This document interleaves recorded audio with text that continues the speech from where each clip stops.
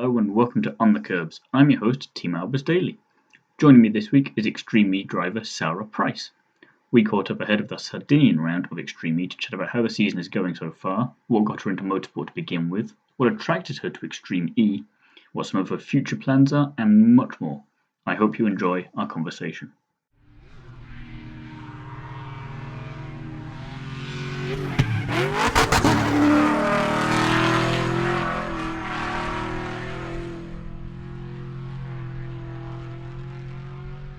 Hi Sarah, thank you for being here today. First of all, how are you? Good. How are you guys? Yeah, not too bad, thanks. It's looking good weather where you are, so can't complain. Yeah, it's the first day at the track for us, so we're getting to check it out, get our hands on the car a little bit. So It's gonna be a good day. But taking things back a little bit, what first got you interested in motorsport? I actually started racing at 8 years old. So my brother raced motorcycles, so he was a motocross racer.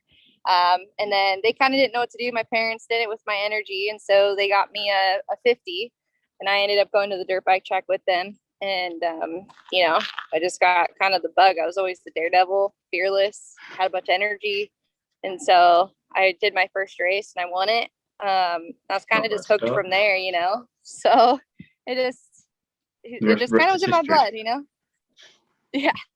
And so it kind of explains partly the next question then, but how did you become involved with Xtreme E?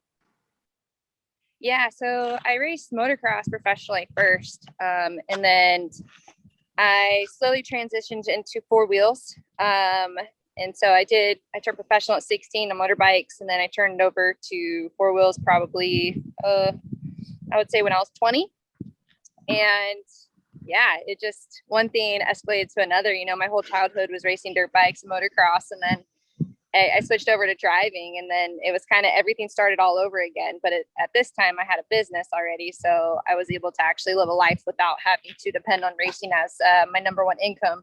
Yeah. And so that was something that kind of drew me into the four-wheel side, because with age comes a cage, and you wouldn't get hurt and have to train every single day because you just you don't have the funds to do that in a car, but on a dirt bike it's expected. So yeah, we just kept climbing the ranks when we started driving and caught on really fast. And I would say I owe a lot to motocross and the training I put into that to transfer so fast and do so well, and climb the ranks. And then now it's pretty crazy to be in one of the top series in off-road racing with one of the top teams of America, Chip Ganassi Racing, like pretty legendary. And to be the first female especially is even cooler. And so like you say, it's escalated quite quickly. Yeah, definitely. I think anything I do, I kind of immerse myself in it and I go really hard, and I try to shoot for the stars. So I like that approach though. It's all or nothing. You've got to go for it, haven't you? 100%. All or nothing. It's almost a problem. Almost. Not really, but kind of. What was the transition then like? Because again, you were on two wheels for so long. What was the transition like from 2 to 4 wheels? 2 to 4 wheels, the transition was a little bit different. So on 2 wheels, we train every day. We go to the track. There's a way you go around a corner fastest. There's a way you do this and that. And we work at that every single day. I get to ride the bike and I get to be in the gym working towards that. When I transferred to cars, you don't really get the seat time that you hope for, like you got to on the dirt bike. And so, I had to get used to not driving as much and getting to work at your task or whatever you want to achieve. So I just had to keep asking questions too, because there wasn't a designated way in off-road racing to basically go through a corner and all these things. I kind of had to learn and self-teach myself, like how I'm properly supposed to do this and what's fast. And so I just basically asked everyone anything and everything and tried to learn, and just raced as much as I could. Absolutely loved it. And then, we just worked at it, and a lot of things transferred over. Obviously reading terrain, being involved in the dirt beforehand. All those things helped me just make it a faster transition. Coming back to Xtreme E then, it's been a bit of a challenging season for the team so far, but what's been the biggest challenge you think you've had to overcome so far this season?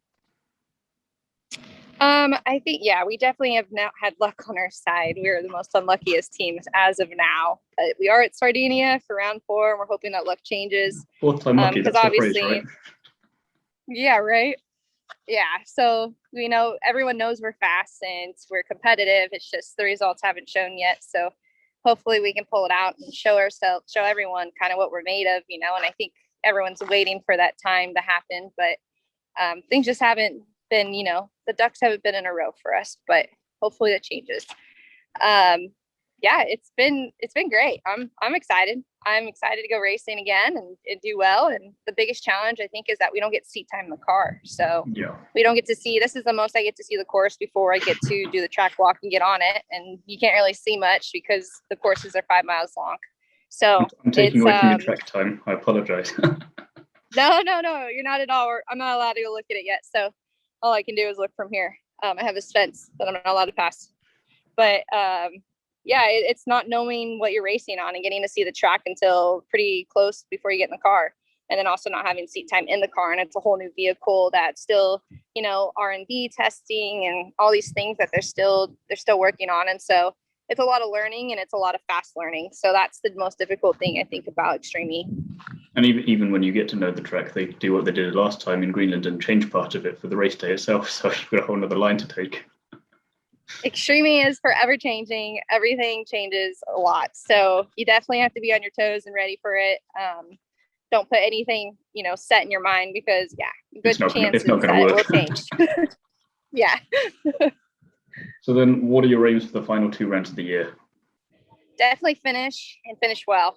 Right now, we just want to make it to the final and finish a race in a good spot where, we know we have the speed to do well and win, but right now we just need to finish because, the last few races haven't gone as planned and we haven't had luck on our side, like I mentioned. So we're just trying to play it safe now and get some results. So I think if it's anything, everyone's kind of willing you to do that and hoping that it does happen this time because we'd all love to see it, I think. Yeah, I know. We have so many people have betted on us and lost money and whatever they keep saying. They're like, you're our favorite. We got you guys going to win this one. And then they don't. We're never going to say that again because we feel like we're jinxing you. Just give you the hyperdrive for the whole way around and see if that helps in any way. I don't think it would help. No. All right. We need to just finish. We don't need to go faster. So then we've had the 2022 calendar kind of announced. Where would you love to see Xtreme E go racing? Well, I know we're not going to go there in 2022, but where I would absolutely love for Xtreme E to go is Baja, where, I race a lot in the trophy trucks but they love racing down there. And I think it would be just massive for the country. So Mexico, Baja. That'd be, 2023. We start it now, start the campaign now for it. There we go. Alejandro, we need to go to Baja. Have you got a fun racing story, either Xtreme E or otherwise, that you can tell? Oh yeah, tons of good stories. Man, I don't know. I have so many, from Xtreme E. It's just been a crazy season for us, We've had, a lot of issues, but and then off-road racing, we're always up to something crazy in Baja. Like every race, there's something crazy that happens. But it's also very exciting, But I've done all sorts of racing in the side-by-sides, when I race the Polarises, it's just, that's crazy. You're just flipping in the corners pretty much with everyone. And then keep going. Just a lot of fun. It's just everything in 4 wheels is just, can never have a dull moment. It's always the experience. Yeah, it's always an experience.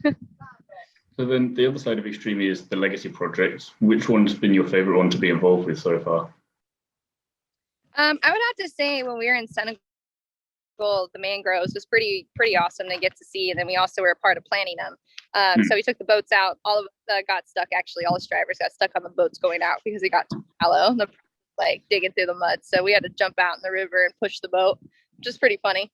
But planting the mangroves and seeing how important those are for the ecosystem was pretty awesome to learn. But also the Red Sea project with the turtles. I love animals, so learn about them too. So. And then I was doing a bit of research on you, and you've won 17 national motocross championships, if I'm right. What? Yeah. So how is that? That's insane. Yeah, so they call it the Big Nine. So in motocross, there's about 9 races that are the national championship in that year. So when I raced amateur motocross, we traveled the circuit and all around the U.S. racing the nationals. I did very well in it, obviously, and had a lot of championships, which I'm super proud of. and then turned professional. So yeah, overall, there's a lot of championships there. Because I would have been impressed with 5. I saw 17. I thought that's got to be a typo. Surely that's just ridiculous. How many that is? Huh? Yeah, it's actually just that good. What's it like having Kyle as a teammate? It's been awesome. You know, me and Kyle have the same backgrounds. We have the same lingo. We understand each other. You know, I think if I was put with someone who had more of the European rally background, it would be a little bit different lingo, but would still work, but it would be just different. You know, we're both off-road people from the same realm of the world. And we communicate well on that front. So it's been a blast of a year so far. It's been a crazy one for both of us, and we've really had to, you know, put teamwork in full effect. So it's we're just ready for this one. I'm really hoping it goes well. Couple of fun questions to finish off then. Yeah. What's the best food combination you've ever tried? Ooh, food combination. Man, I like a lot of stuff. That's good. Huh. Yeah, I like a lot of stuff. I would have to say I have put French fries and milkshakes before. That is nice. Pretty good. Fair. I can't fault you for that one. Yeah, sweet and salty.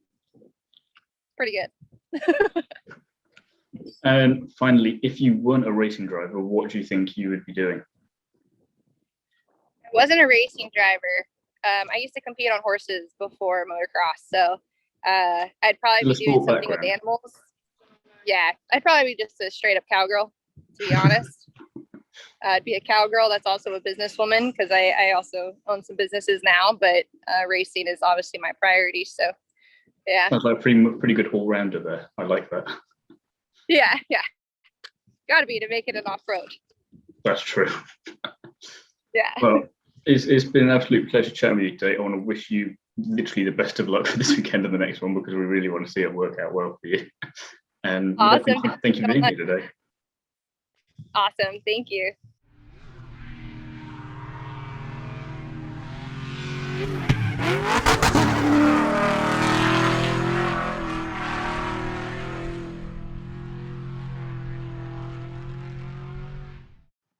It was lots of fun chatting with Sara, and I want to thank her again for coming onto the show, and to thank Chip Ganassi Racing for arranging the chat.